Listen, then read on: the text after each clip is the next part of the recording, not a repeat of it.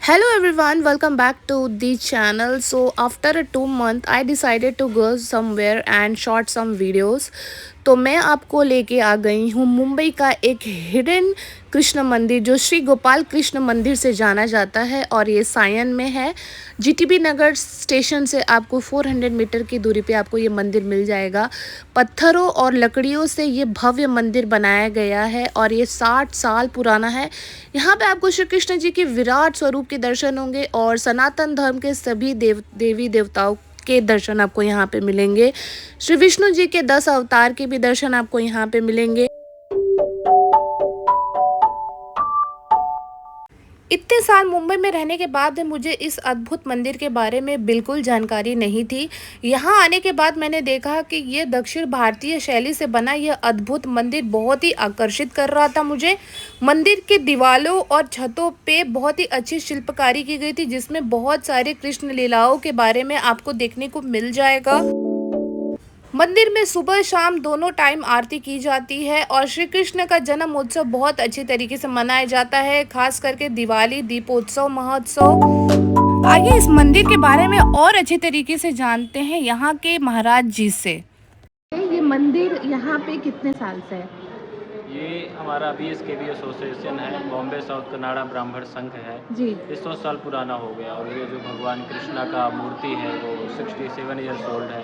67। और अब हाँ ये भगवान ये जो आप देख रही हैं नया स्ट्रक्चर देख रही हैं, भगवान का नया टेम्पल देख रही हैं जी। इसको भी रिनोवेट किए हुए 5 ईयर्स कंप्लीट हुआ है। 5 ईयर्स काफ़ी चेंज किया गया है, भगवान के 10 अवतारों का यहाँ पे वर्णन किया गया है, दिखाया गया है। इसके बाद ये अपना ऊपर भगवान कृष्णा का जन्म से लेकर के परलोक गमन तक का सारा स्टोरी दिखाया गया है। हम आपको डिटेल में दिखाकर बता सकते हैं। वहाँ पे एक कॉर्नर के पास से भगवान का स्टोरी स्टार्ट होता है। जी बताइए आप प्लीज़। ऐसा परशुरामा, हाँ जी, रामा, कृष्णा, बुद्धा, कल्कि, ऐसा मत्स्य, कूर्मा, वराह, नरसिंह।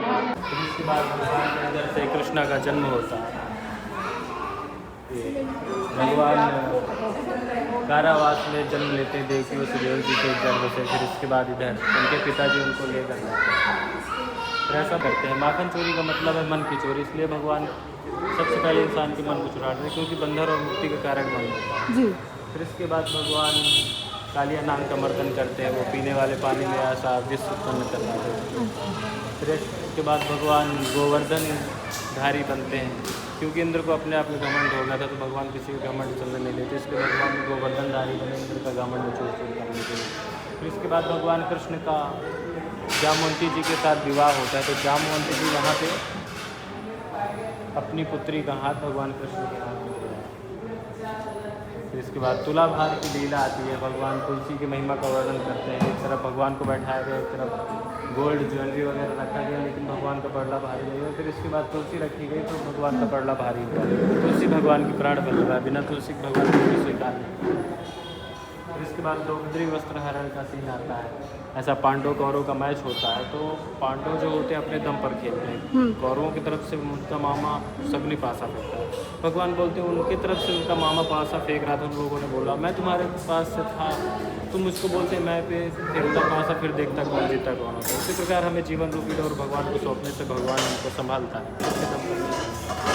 इसके बाद अपना अर्जुन को ऐसा मोह हुआ था कि ये सारे मेरे परिवार वाले हैं, मैं किसके साथ युद्ध करूं? तो भगवान कहते हैं अगर तुम्हारे परिवार वाले होते तो युद्ध के लिए तुम्हारे सामने नहीं खड़े होते। ऐसा भगवान बोलते कोई किसी को नहीं मारता, मैं ही सब कुछ करता हूँ, किसको तो सानिध्य बना रहा हूँ। इसलिए हमको जीवन में भगवान के बताए गए मार्ग के अनुसरण करते अपना जीवन व्यापन करना चाहिए।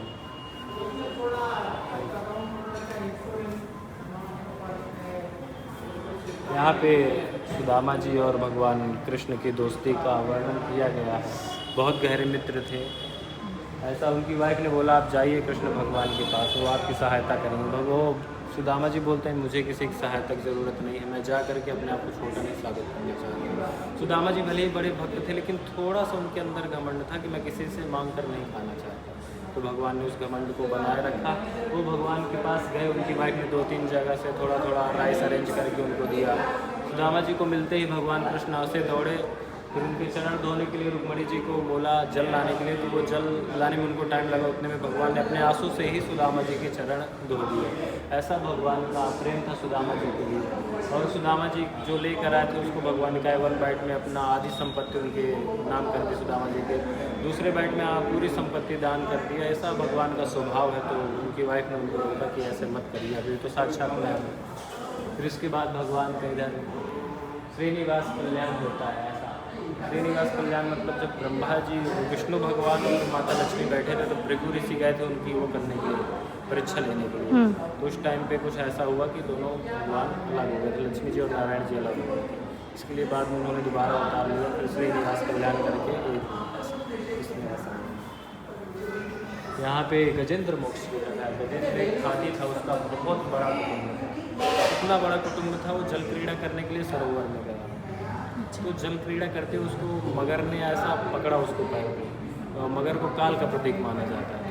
काल ने उसको पकड़ा, फैमिली मेम्बर्स ने ट्राई किया छुड़ाने को, लेकिन छुड़ा नहीं पाए। फिर इसके बाद क्या होता है, सब स्टेप बाय स्टेप उसका साथ छोड़कर जाते हैं, कोई साथ नहीं देता अंत में भगवान से। उसने अंत में भगवान को याद किया, एक कमल वहीं पे था, भगवान को मन से याद करके कमल छोड़ा तो भगवान गरुड़ में सवार होकर के आए, उसकी मदद की। तो इस स्टोरी से हमको ये देखने को मिलता है कि तन दुनिया वालों को तन की ज़रूरत है, मन भगवान में लगा के रखना चाहिए, तो भगवान हमारा हाथ पकड़ने आते हैं।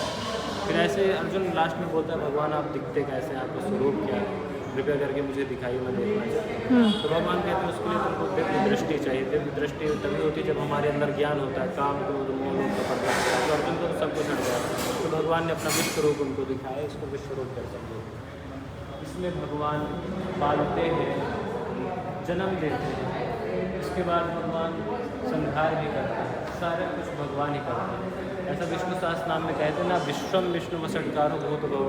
ये जो सारा जगत दृश्यमान है परमात्मा का ही स्वरूप है। जो आसमान है ये भगवान के केस है, जो नदियाँ हैं भगवान की नसें हैं, ब्राह्मण भगवान का मुख, क्षत्रिय भगवान के हाथ। इस प्रकार हमको भगवान के दर्शन करने से हमारी दृष्टि ब्रह्म होती है। यही हमारे मंदिर का, और भी आप देख सकते हैं, वीडियो बना सकती हैं। धन्यवाद, धन्यवाद महाराज जी, धन्यवाद। तो आपको कभी समय मिले तो यह अद्भुत मंदिर के दर्शन करने जरूर आना और मिलिए ये प्यारी सी गौ माता को जिनका नाम गौरी था। और मुझे भी घर पे गौरी बुलाया जाता है। So thank you so much for watching this video.